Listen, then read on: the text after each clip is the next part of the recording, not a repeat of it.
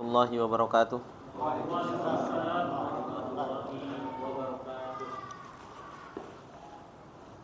Alhamdulillah. Wassalatu wassalamu ala Rasulillah wa ala alihi wa sahbihi wa man tabi'ahum bi ihsanin ila yaumiddin. Allahumma la ilma lana illa ma 'allamtana innaka antal alimul hakim. Allahumma arzuqna ilman nafi'an wa rizqan thayyiban wa amalan mutaqabbala. Allahumma 'allimna ma yanfa'una wa zidna ilma. Rabbi shrah li sadri wa yassir li amri wahlul 'uqdatam min lisani yafqahu qawli. Rabbi zidna ilma warzuqna fahma. Ikhwani fillah rahimani wa rahimakumullah jami'an. Alhamdulillah, puji dan syukur kembali kita panjatkan kepada Allah Subhanahu wa taala atas segala nikmat yang Allah Subhanahu wa taala berikan kepada kita semua, sehingga kembali di sore yang berbarokah ini kita diberi kemudahan oleh Allah Subhanahu wa taala untuk bisa meneruskan mudarasah kita berkaitan dengan masalah adab thalabatul ilm, yang dimana sebagai seorang penuntut ilmu, ikhwani fillah rahimani wa rahimakumullah jami'an, seseorang harus betul-betul punya perhatian yang lebih terhadap adab thalabatul ilm ini. Karena sesungguhnya adab thalabatul ilm ini adalah merupakan asbab yang paling besar untuk menjadikan seseorang itu dipilih oleh Allah Subhanahu wa taala.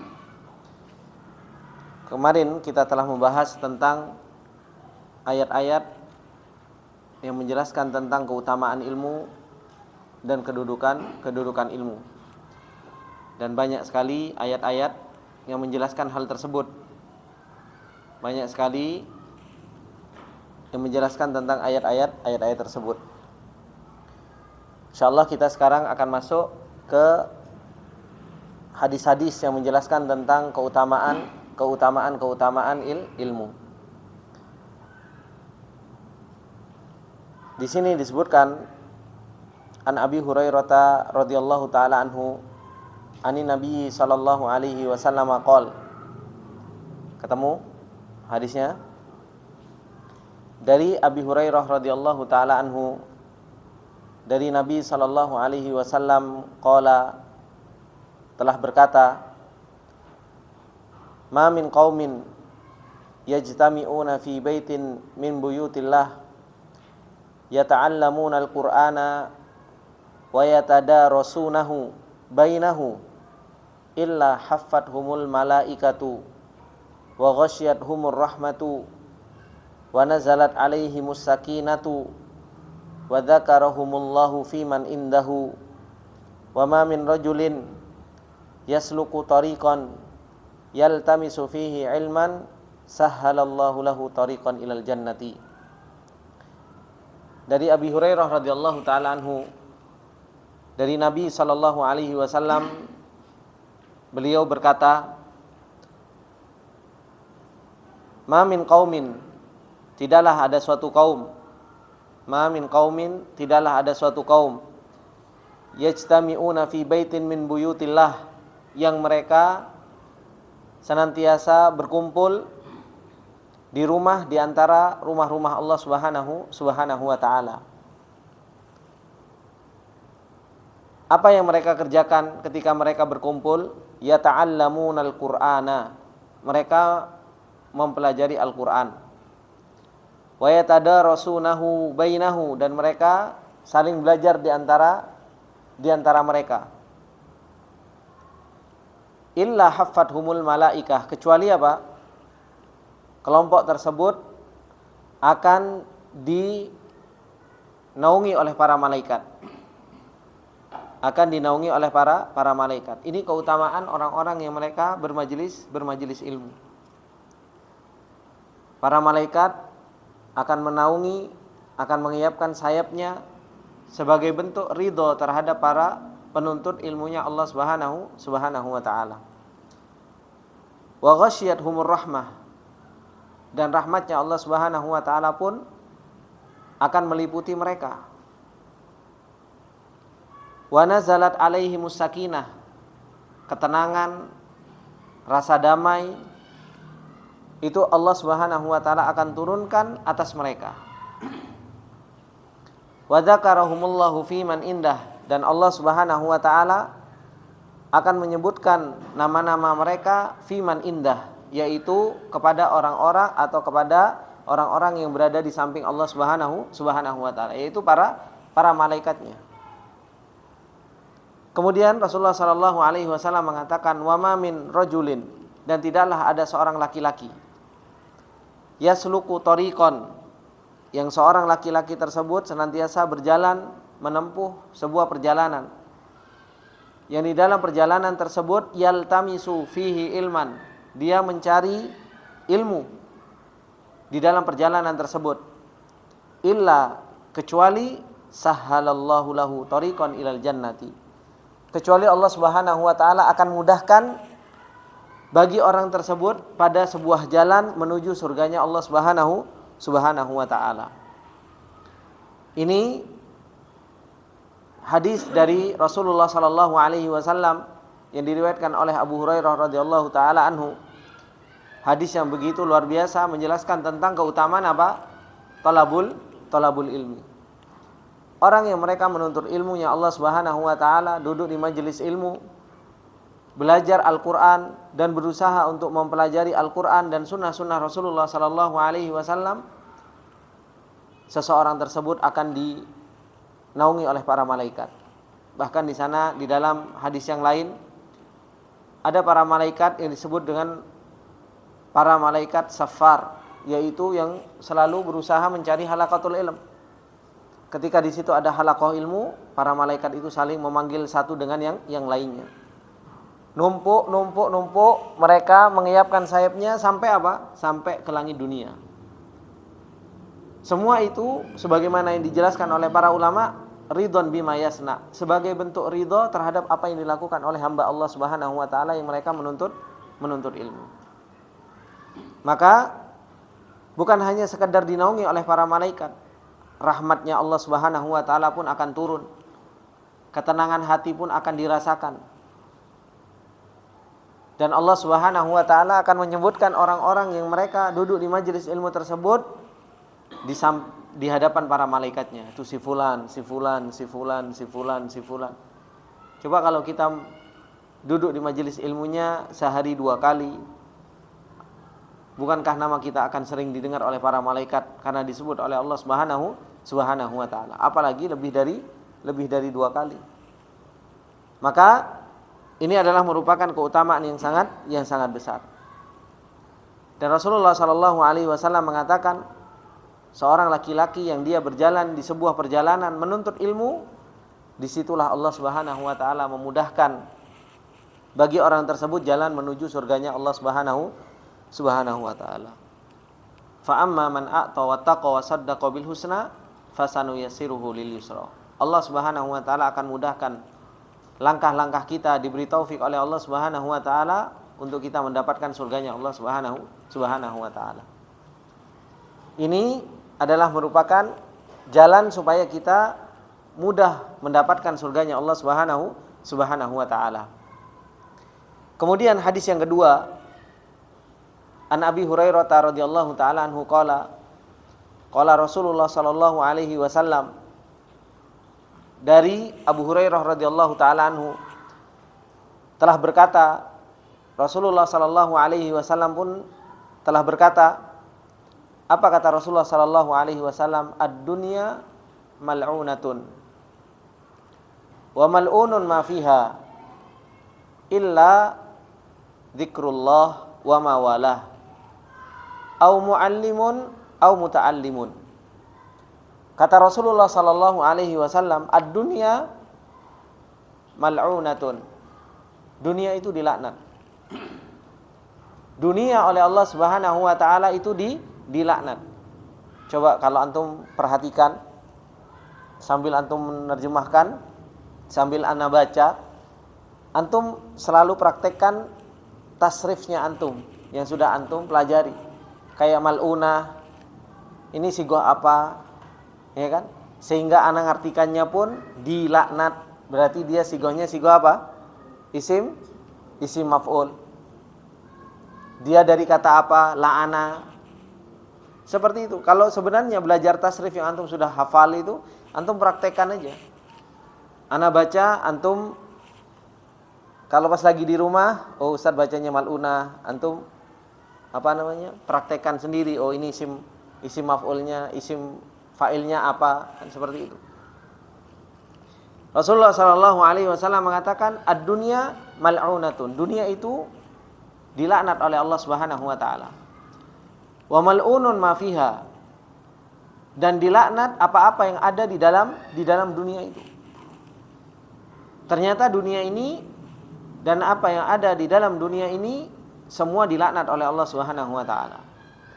Dan laknah artinya itu al-bu'd an rahmatillah. Dijauhkan dari rahmat Allah. Itu arti dari laknat. Laknat artinya dijauhkan dari rahmatnya Allah Subhanahu wa taala. Makanya kalau kita melaknat syaitan, kan biasa seorang itu mal'un, syaitan al-mal'un gitu kan. Maksudnya apa? Syaitan itu dijauhkan dari rahmat Allah Subhanahu wa taala. Makanya akan masuk ke dalam nerakanya Allah Subhanahu wa taala dan kekal di dalam neraka. Karena betul-betul tidak mendapatkan rahmatnya Allah Subhanahu wa taala. Wa mal'unun ma fiha, dan apa yang ada di dalam neraka, apa yang ada di dalam dunia itu juga dilaknat oleh Allah Subhanahu wa taala. Illa dzikrullah, kecuali apa? Mengingat Allah Subhanahu wa taala.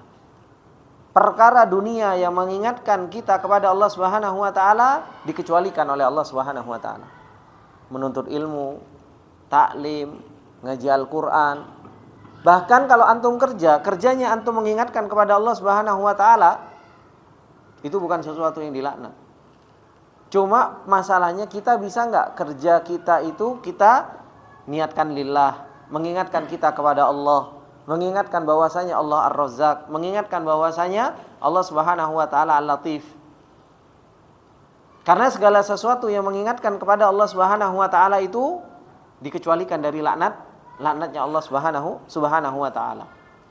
Wa ma walah, dan apa-apa yang menjadikan seseorang itu loyal kepada Allah Subhanahu wa taala.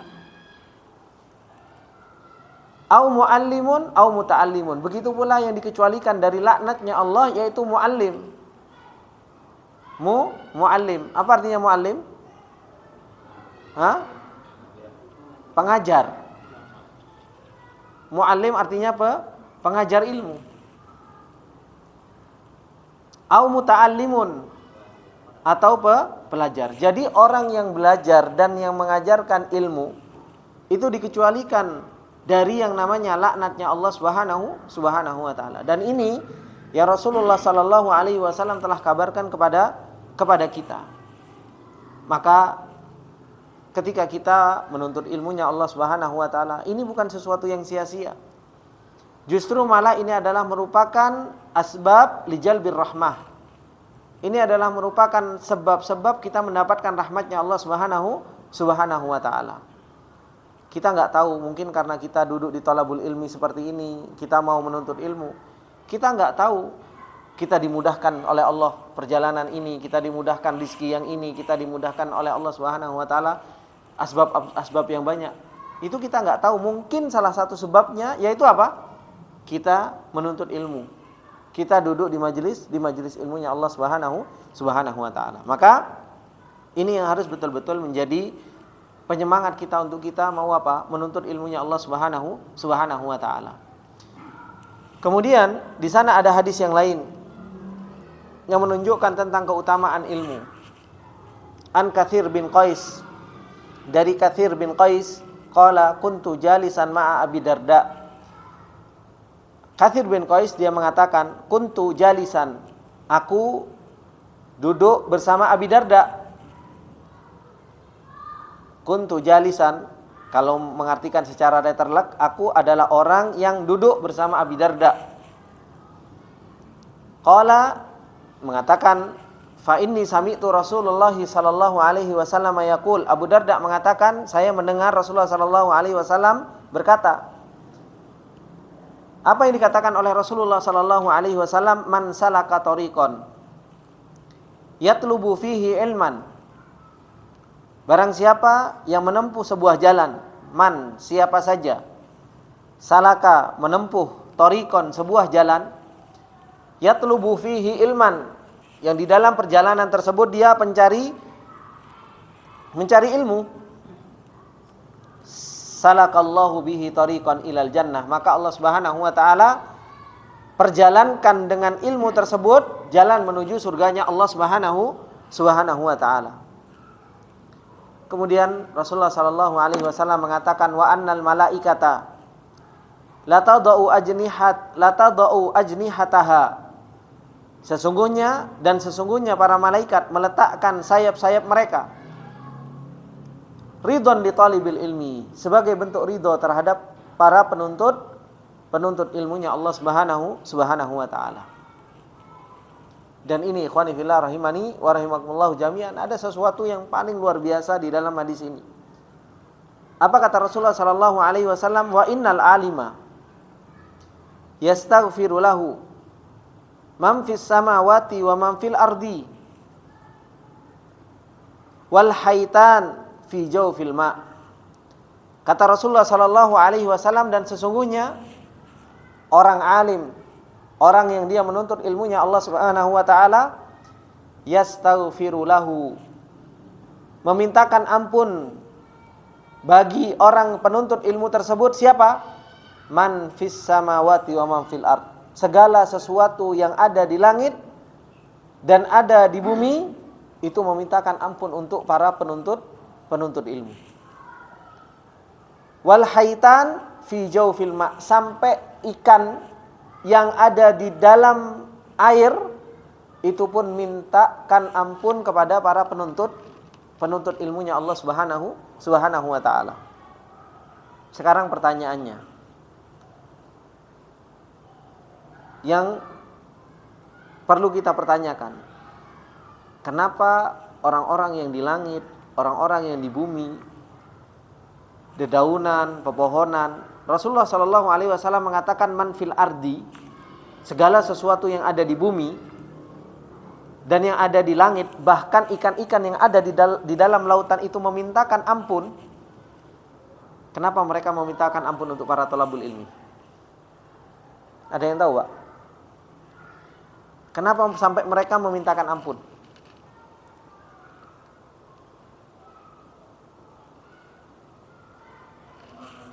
Hah? Gimana, Pak?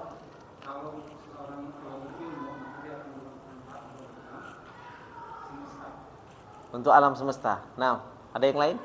Jawabannya? Sampai ikan di dalam lautan saja itu mintakan ampun. Dan ini luar biasanya para penuntut ilmu.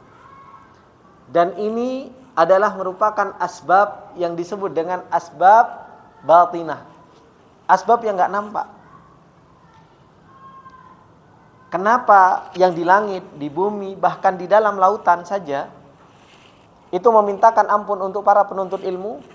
Karena orang-orang yang menuntut ilmu ini, orang yang mengajarkan ilmu dan orang yang belajar ilmu, itu adalah merupakan sebab Allah Subhanahu wa taala tidak menurunkan adab.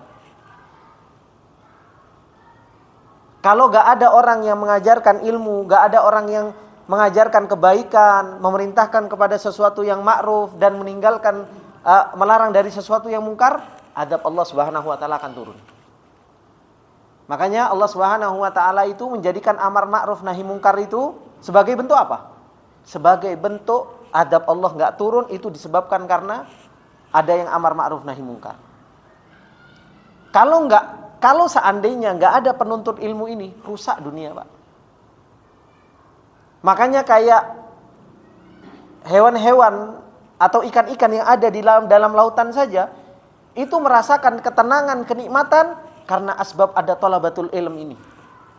Sehingga Allah Subhanahu wa taala tidak menurunkan adab itu, makanya mereka beristighfar, memintakan ampun untuk para thalabul ilmi. Kenapa? Karena mereka ada yang mengajarkan ilmu, ada yang mau belajar, ada yang amar ma'ruf, ada yang nahi mungkar. Disitulah adabnya Allah gak turun. Makanya Allah Subhanahu wa taala kalau akan menurunkan azab kalau apa? Amar ma'ruf nahi mungkar itu sudah enggak ada. Disitulah Allah Subhanahu wa taala akan turunkan azab.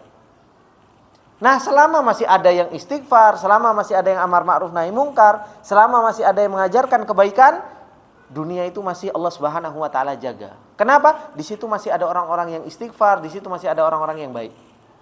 Makanya azab Allah Subhanahu wa taala enggak turun. Coba kalau bayangkan kalau Allah Subhanahu wa taala sudah turunkan azab. Kalau Allah sudah turunkan azab, semuanya kena. Makanya Allah Subhanahu wa taala mengatakan, "Wattaqu fitnatan la tusibanna alladziina dzalamu minkum khassah." Takutlah kalian terhadap azab Allah. Kalau sudah Allah turunkan, bukan hanya sekedar kena sama orang-orang zalim saja, semuanya kena. Binatangnya, pohon-pohonnya, yang di lautannya pun juga enggak karu-karuan. Kenapa? Semuanya akhirnya menjadi kena dampak dari azab Allah Subhanahu wa taala. Tapi adanya thalabatul ilm, adanya majelis ilmu, adanya amar ma'ruf, adanya nahi mungkar, disitulah Allah Subhanahu wa taala tahan azab kepada manusia. Karena sesungguhnya dosa manusia itu sudah enggak karu-karuan, Pak. Dunia itu isinya orang-orang amburadul gitu loh. Dengan rahmat Allah yang begitu banyak, nikmat Allah yang begitu banyak, tapi mereka banyak kufur, banyak berbuat kemunafikan, banyak kesyirikan. Pantas sebenarnya untuk diadab oleh Allah Subhanahu wa taala. Cuma apa? Adanya orang yang amar ma'ruf, adanya thalabatul ilm, adanya yang mengajarkan ilmu, itulah Allah Subhanahu wa taala jaga. Alam merasakan apa? Merasakan nikmatnya. Makanya apa? Yastaghfiru lahu man fis samawati wa man fil ard. Hattal haitan. Sampai apa? Sampai ikan-ikan yang ada di dalam lautan yang mungkin kita nggak tahu jenis itu, mereka pun mintakan ampun untuk siapa? Untuk para penuntut ilmunya Allah Subhanahu wa taala. Kemudian wa innal ulama'a warathatul anbiya, dan sesungguhnya para ulama itu adalah penerusnya para nabi. Nah, orang-orang yang belajar ini harusnya paham bahwasanya kita ini penerusnya para anbiya. Kita ini adalah merupakan penerusnya orang-orang yang dipilih oleh Allah Subhanahu wa taala. Wa innal anbiya'a lam yuwarrithu dinaran wala dirhaman. Dan para nabi itu tidak pernah mewariskan dinar dan dirham.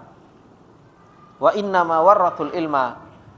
Hanya saja nabi itu mewariskan ilmu. Faman akhadahu akhadha bihadzin wafirin. Maka barang siapa yang mengambil warisan Rasul, faman akhadahu, barang siapa yang mengambil warisan Nabi, akhadha bihadzin wafirin. Sungguh dia telah mengambil bagian yang sangat banyak, yang wafir, yang menguntungkan. Maka ini kesempatan kita untuk kita mengambil warisan para anbiya ini. Tidak ada warisan yang paling nikmat kecuali warisan apa? Warisan ilmu. Dan ini adalah merupakan warisannya para anbiya. Para nabi tidak pernah mewariskan dinar dan dirham, tapi apa? Justru malah ilmu yang diwariskan kepada umatnya. Nah, kita mau nggak menjadi pewarisnya Rasul? Kita mau nggak menjadi tongkat estafetnya Rasul untuk apa? Untuk mengajarkan kebaikan. Untuk kita mau apa? Mendakwahkan apa yang didakwahkan oleh Rasulullah sallallahu alaihi wasallam. Dan ini orang belajar agama, ikhwani fillah, seberapa besar dia mau belajar agama, seberapa besar dia ikut andil untuk apa? Untuk menjadi tongkat estafetnya Rasulullah sallallahu alaihi wasallam di dalam perjuangan Islam ini. Sampai seberapa besar sih kita berjuang untuk Islam? Sedangkan Islam sudah memberikan kepada kita begitu banyak. Ini kesempatan kita. Kesempatan kita untuk kita ikut andil di dalam memperjuangkan Islam ini dengan apa? Talabatul ilm. Dengan kita menuntut ilmu. Kita bisa bahasa Arab, kita bisa mempelajari ayat-ayat Allah Subhanahu wa taala, mempelajari sunnah-sunnah Rasulullah sallallahu alaihi wasallam. Disitulah kita, seberapa besar perjuangan kita, disitulah kita berjuang untuk agama kita. Dan itu yang akan ditanya oleh Allah Subhanahu wa taala. Kita sudah diberikan oleh Allah Subhanahu wa taala umur, kita sudah diberikan oleh Allah Subhanahu wa taala rezeki, diberi oleh Allah Subhanahu wa taala kesehatan. Pertanyaannya, seberapa besar kita mau berjuang untuk agama kita? Apa andil kita untuk agama kita? Untuk kita mau belajar agama saja, itu saja kadang masih berat. Untuk mempelajari ayat-ayat Allah, mentadaburi, mempelajari sunnah Rasulullah SAW, itu saja kita masih ogah-ogahan, masih malas-malesan. Padahal apa? Kalau kita mau betul-betul belajar, disitulah ikut andil kita di dalam apa?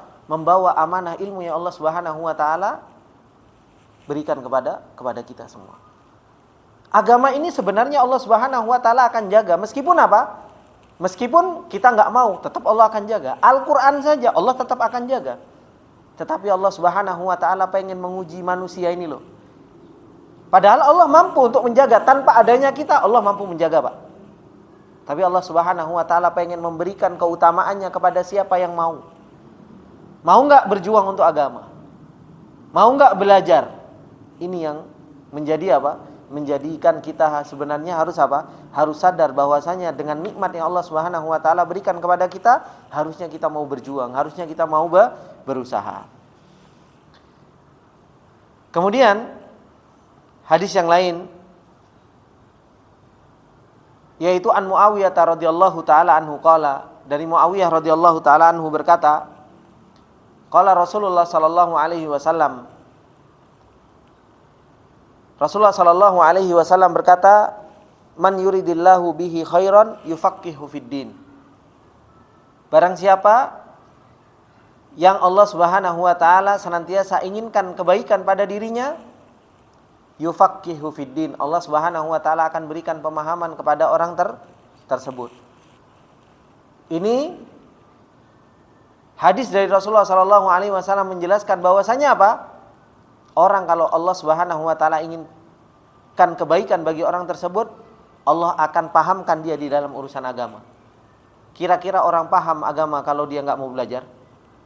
Pasti apa? Allah kalau menginginkan kebaikan bagi seorang hamba, bukan langsung dikasih ilham langsung paham, enggak. Tapi apa? Diketemukan dia dengan ustaz.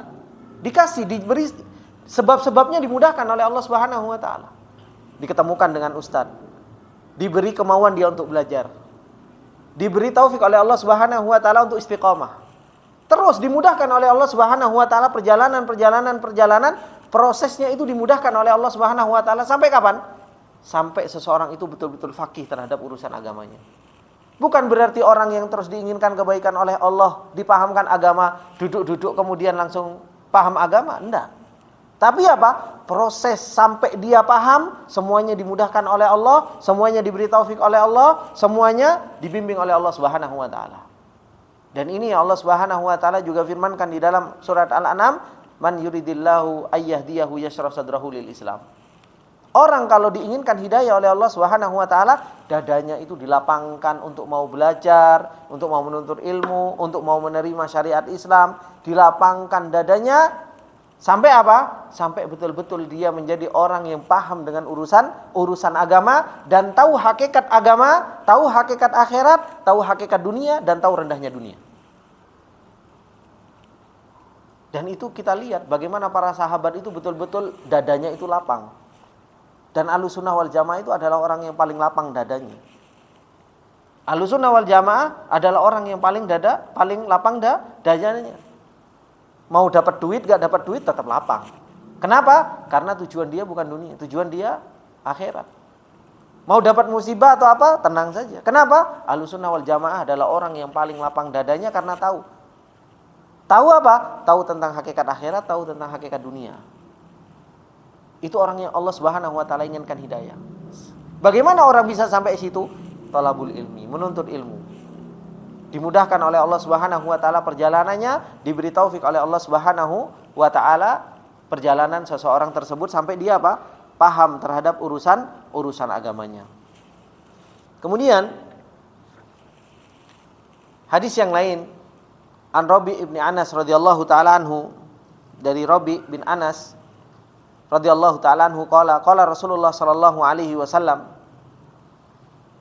Rasulullah sallallahu alaihi wasallam mengatakan, man kharaja fi talabil ilmi fahuwa fi sabilillahi hatta yarji'a. Kata Rasulullah sallallahu alaihi wasallam, man kharaja, barang siapa yang keluar fi talabil ilmi, di dalam menuntut ilmunya Allah Subhanahu wa taala, fahuwa fi sabilillah. Dia adalah orang yang berjalan di jalan Allah Subhanahu wa taala. Sampai kapan? Hatta yarji'a, sampai dia kembali. Nah, ini yang kayak gini-gini ini yang harus kita tanamkan kepada anak-anak kita, Pak. Kalian itu harus jadi pejuang, kalian itu harus mau menuntut ilmu. Bahwasanya menuntut ilmu itu adalah merupakan sesuatu yang mulia. Kayak gini ini yang harus kita tanamkan kepada anak-anak kita. Dan sebelum kita tanamkan kepada anak-anak kita, ya kita tanamkan kepada diri kita masing-masing. Ini yang akan menguatkan seseorang itu di dalam perjalanan menuntut ilmu. Kalau seseorang nggak pernah paham dengan hakikat-hakikat seperti ini, gimana seseorang akan kuat di dalam perjalanan ilmu? Orang-orang dahulu mereka adalah orang-orang hebat, Pak. Karena apa? Cita-cita mereka itu dari awal itu sudah hebat. Coba Pak Heri tanya. Dulu cita-citanya pas waktu mengenal Islam jadi pejuang, tuh, Pak. Anak sekarang disuruh jadi pejuang, jarang cita-citanya jadi pejuang untuk Islam. Pengennya jadi apa? YouTuber, TikToker. Nah, gitu. Untuk jadi pejuang sulit. Kenapa? Hadis-hadis seperti ini nggak pernah ditanamkan. Coba kalau dulu pas zamannya Pak Heri masih muda, gitu kan, untuk berjuang untuk agama, Pak Heri pernah cerita kan pas waktu ketemu di Madinah. Bagaimana berjuang dulu, yang penting apa? Anak saya gimana pendidikannya, pendidikan Islam, kan kayak gitu. Ada jiwa di dalam jiwa kita itu, jiwa untuk berjuang untuk agama itu ada. Kenapa? Karena kita tahu kemuliaan itu ada pada perjuangan ini. Dan dahulu pejuang-pejuang kita sampai Allah Subhanahu wa taala berikan kemerdekaan, mereka jiwanya jiwa pejuang semua. Nah, umat Islam sekarang, anak-anak muda sekarang, generasi yang akan datang, ada jiwa pejuangnya. Lemah. Sangat-sangat lemah. Disuruh makan tempe tahu aja melekruk. Gak karu-karuan kan seperti itu. Pengennya apa? KFC, McD, kan kayak gitu. Pokoknya makanan-makanan ini. Kalau dulu, orang-orang dulu berjuang makan karak, tahu karak ya Pak ya. Nasi kering, pahang dimakan sama santri, nggak ada masalah. Kenapa? Karena memang jiwanya mereka jiwa pejuang. Nah, itu yang harus kita tumbuhkan. Untuk siapa? Untuk diri kita. Kita ini di jalan Allah Subhanahu wa taala, makanya kan Allah Subhanahu wa taala sering mengatakan orang yang membawa agamanya Allah ini itu sifatnya adalah sifat pejuang, rijal. Rijalun sodaku, kata Allah kan. Karena yang dibutuhkan oleh agama ini orang yang punya sifat pejuang, yang dia mempunyai sifat rijal. Rijal itu mau susah, berjuang, gak gampang ngelukruk, gak gampang putus asa, gak gampang ngeluh. Ini yang harus kita punya di dalam diri kita dan kita tanamkan kepada anak-anak kita. Nak, kamu belajar agama itu jadi pejuang.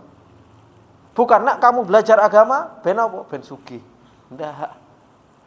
Belajar agama itu supaya apa? Supaya jadi pejuang memperjuangkan agamanya Allah Subhanahu wa taala. Ini ikhwani fillah rahimani wa rahimakumullah jami'an. Rasulullah sallallahu alaihi wasallam sampaikan man kharaja fi talabil ilmi fahuwa fi sabilillah. Dia berada di jalan Allah Subhanahu wa taala. Nah, sekarang kira-kira di jalan Allah Subhanahu wa taala itu enak-enak atau enggak, Pak? Susah. Orang berjihad di jalan Allah sudah siap mati, sudah siap apa? Semua kan? Sekarang waktunya kita jihad. Kira-kira yang dibayangkan ketika kita mau jihad apa, Pak? Susah kan? Kalau enggak kita mati, kita harus bunuh orang, kita harus berjuang, itu kan? Nah, Rasulullah sallallahu alaihi wasallam mengatakan man kharaja fi talabil ilmi, barang siapa yang keluar menuntut ilmu, dia kayak berjuang di jalan Allah, kayak orang yang berjihad di jalan Allah. Oh, sekarang kita masukkan anak kita ke pondok, nak kamu thalabul ilmi. Di sana apa? Oh, ada kolam renangnya, ada AC-nya, spring bed-nya. Harusnya thalabul ilmi itu yang dibayangkan ya fisabilillah. Kamu di sana harus susah, kamu di sana harus berjuang, kamu di sana harus ngapal. Orang Rasulullah menyamakan. Akhirnya apa? Anak mau belajar karena apa? Di sana ada berkudanya, ada panahannya, ada ekstra kulikulernya macam-macam, wis gak karu-karuan. Ketika di sana dikurangi satu, gak betah. Laporan ke bapaknya, enggak jadi saya belajar. Kenapa? Karena dari awal sudah salah nerapkan ke anaknya seperti itu. Harusnya talabul ilmi kamu harus berjuang. Kamu harus mulia dengan agama ini. Ini yang harus diterapkan. Bukan malah urusan-urusan yang enak-enak toh yang dikabarkan kepada anaknya. Akhirnya anaknya nggak ada jiwa pejuangnya. Agama mau dibawa sama orang-orang seperti itu, ya ambruk, Pak. Ini yang harus betul-betul kita pahami. Ini sedikit yang bisa kita sampaikan atau kita ambil di kesempatan yang berbarokah ini. Kita tutup dengan doa kafaratul majelis. Subhanakallahumma wabihamdika, asyhadu an la ilaha illa anta, astaghfiruka wa atubu ilaik. Wassalamualaikum warahmatullahi wabarakatuh. Ada yang tanyakan? Cukup?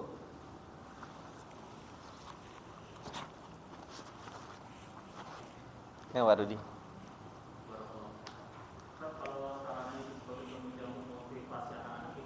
Apa?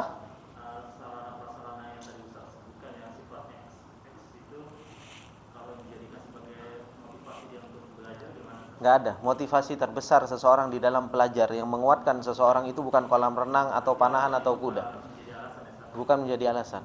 Makanya orang itu nggak akan pernah mendapatkan rohah di dalam thalabul ilmi kalau masih motivasinya dunia. Orang itu akan rohah di dalam thalabatul ilm, akan lapang dada di dalam thalabatul ilm. Kapan? Ketika motivasinya itu Allah dan akhirat. Bukan gedung yang megah, bukan kolam renang, bukan spring bed, bukan apa dan lain sebagainya. Bukan saya melarang hal tersebut, silahkan. Tapi bukan itu motivasi. Motivasi seseorang di dalam belajar dan dia bisa rohah di dalam dia belajar, hadis-hadis Rasulullah yang sudah disebutkan tadi. Itu motivasi terbesar. Apa enggak cukup motivasi kebaikan akhirat, dia mendapatkan surga, dimudahkan jalan. Motivasi untuk talabul ilmi yang Allah dan Rasulnya sudah sebutkan itu, apakah enggak cukup sehingga harus diiming-imingi dengan urusan dunia? Motivasi dari Al-Quran, dari Sunnah, itu sudah luar biasa banyaknya. Semua yang kita baca tadi, itu adalah merupakan bentuk motivasi kita untuk belajar agama. Dan kalau kita memahami itu yang menguatkan kita dalam perjalanan ilmu. Bukan apa? Pak, sekarang orang kasih motivasi renang, kasih motivasi berkuda, masih motivasi itu dan lain sebagainya. Suruh dia berenang tiap hari dah. Bosan, Pak. Makanannya di sana enak, suruh kasih makanan terus-terusan. Bosan. Paling ujung-ujungnya seminggu kalau dikasih makan ayam, daging, dia mintanya tahu tempe. Sama kerupuk, sama sambal. Dia dikasih, anak soalnya sudah mencoba. Anak pengen apa? Pengen urusan dunia. Dengan apa? Renang, tak kasih renang. Sudah dikasih renang, sebulan tak kasih renang. Setiap minggu nyokor renang. Bosan, Ustaz, pengen yang lain. Apa? Panahan. Ya.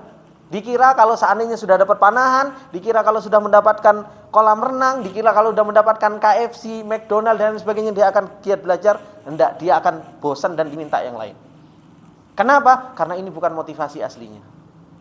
Coba kalau seseorang dikuatkan dari awal, dia ini Allah, kamu harus berjuang.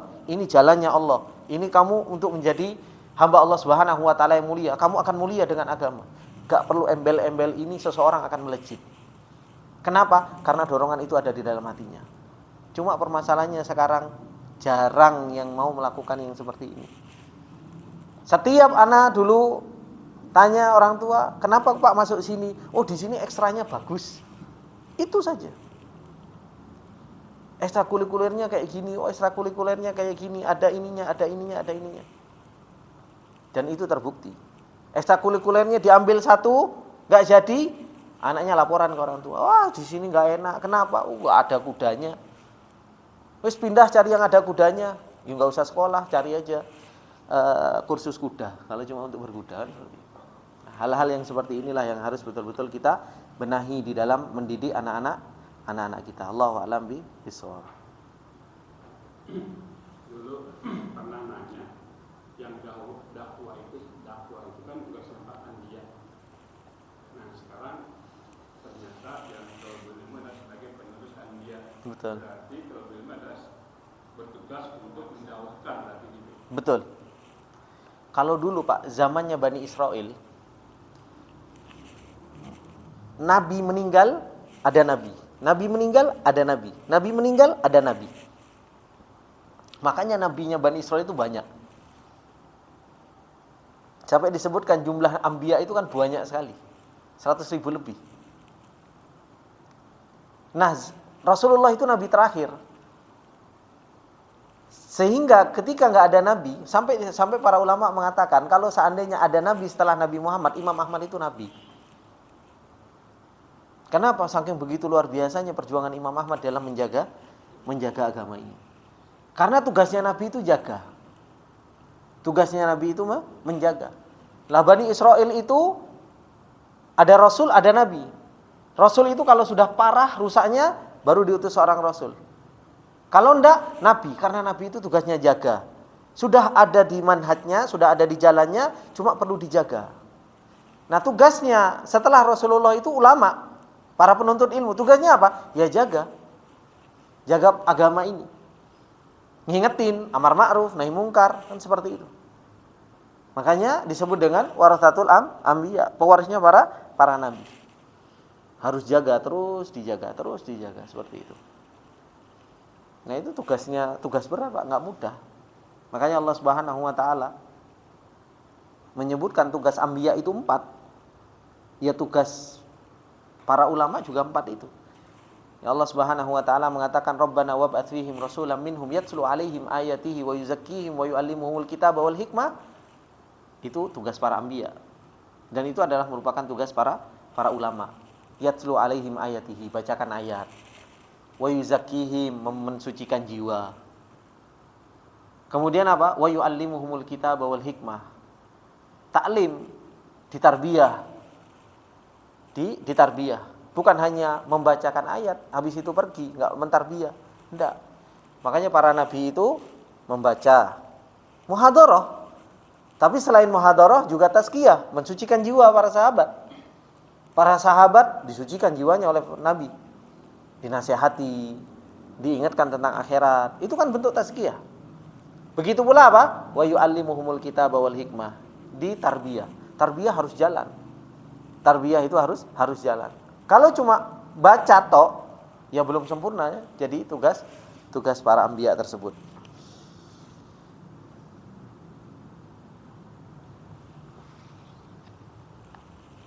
Sudah? Kita lanjutkan insyaallah tasrif yang kemarin.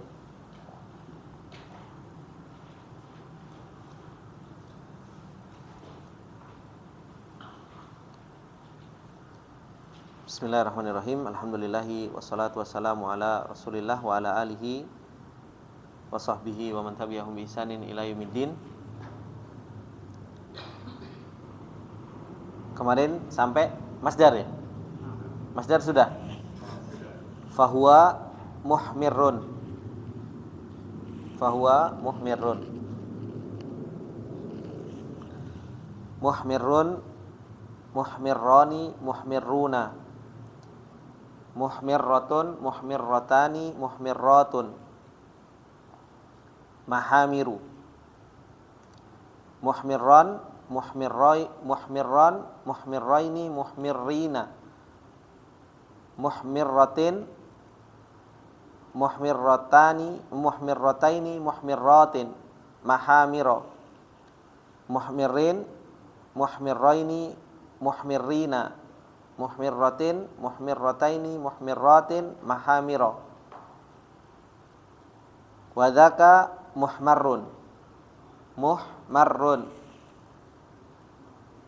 Muhmarrun, muhmarrani, muhmarruna. Muhmarratun, muhmarratani, muhmarratun. Muhmarran, muhmarraini, muhmarrina. Muhmarratan, muhmarrataini, muhmarratin. Mahamiro.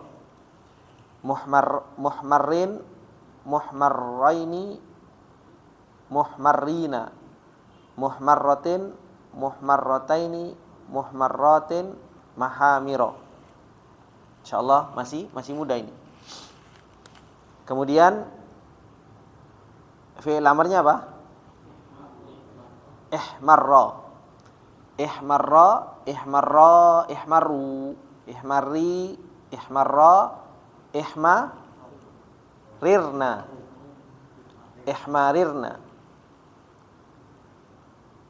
Dikembalikan ke asalnya, ihmarirna, ihmaronna, ihmaronni, ihmarronna, ihmarro kan, ihmarronna, ihmarroni, ihmarrunna, ihmarrinna, ihmarroni, ihmarirna, ihmarirnani. Kalau muannas jamak, ihmarra, ihmarron, ihmarrun, ihmarrin. Kemudian la tahmarra, la tahmarra, la tahmarra, la tahmarru, la tahmarri, la tahmarra, la tahmarirna,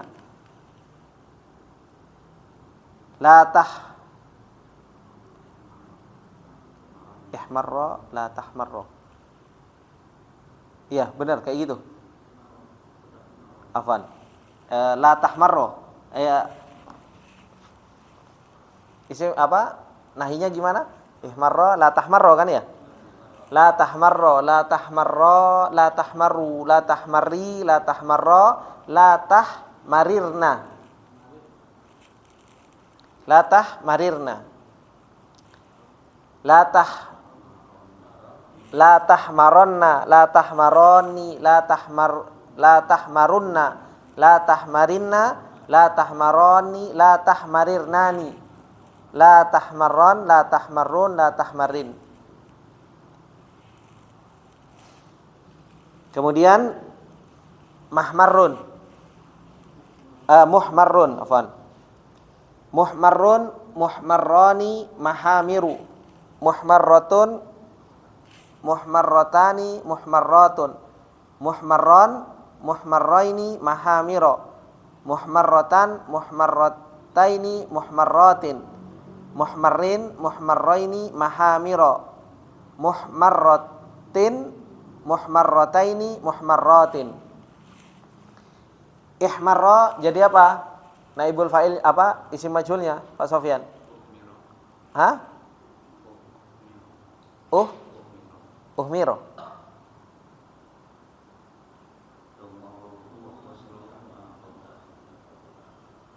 Uhmirro. Iya Mas, benar Mas. Ihmarro itu aslinya apa sih kalimatnya? Aslinya kan aslinya roro kan? Ya kan? Aslinya ihmarro itu aslinya kalau mau ihmaroro kan seperti itu. Aslinya kan ihmaroro. Ro-nya kan double. Ihmaroro. Jadinya uhmirro. Nah, uhmirro. Uhmirro, uhmirro, uhmirru. Uhmirrat, uhmirrata, uhmirarna. Uhmirarta, uhmirartuma, uhmirartum, uhmirarti, uhmirartuma, uhmirartunna, uhmirartu, uhmirarna. Kemudian yahmaru jadi yuhmaru, yuhmaru, yuhmarrani, yuhmarruna, tuhmaru, tuhmarrani, yuhmarirna. Yuhmarorna karena majhul. Yuhmarorna. Tuhmaru, tuhmarrani, tuhmarruna, tuhmarrina, tuhmarrani, tuhmarorna, uhmaru, nuhmaru. Kalau dia maklum ri, tapi karena dia majhul ro. Paham ya? Baik, insyaallah sampai situ dulu. Pak Heri belum setoran kemarin ya Pak Heri ya? Ya Pak Heri. Baik. Pak Sus juga belum kemarin. Belum punya sempat siang hari Kak. Hah? Siang belum sempat kalau siang hari, kalau malam boleh Kak. Pagi aja Pak. Mending pagi. Ana sarankan kalau bisa antum pagi. Enggak, kebenaran Pak hari ke depan pun anak pagi masih safar Pak. Oh gitu, ya nggak apa-apa kalau malam. Tapi malam itu habis isya aja. Kalau pagi itu habis subuh tuh nggak apa-apa, telepon aja. Nggak perlu nunggu tafadol.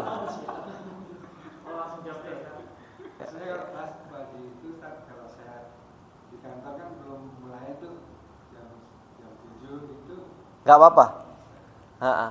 Sekarang yang tahu waktu ana itu Bang Juna. Jadi kalau malam ana kadang pulangnya agak telat. Tapi kalau pagi ana justru jauh lebih santai. Untuk 4 hari ke depan kan anak mungkin malam datang. Ya. Waktunya sampai 4 hari. Nggak apa-apa. Sebelum jam 9. Kalau semuanya jam setengah 9 itu biasanya ana lagi santai. Karena mau jam 9-nya ana ngajar. Tapi insya Allah nanti jam 9 ana sudah mulai bisa lagi. Karena bentar lagi ana selesai ngajarnya.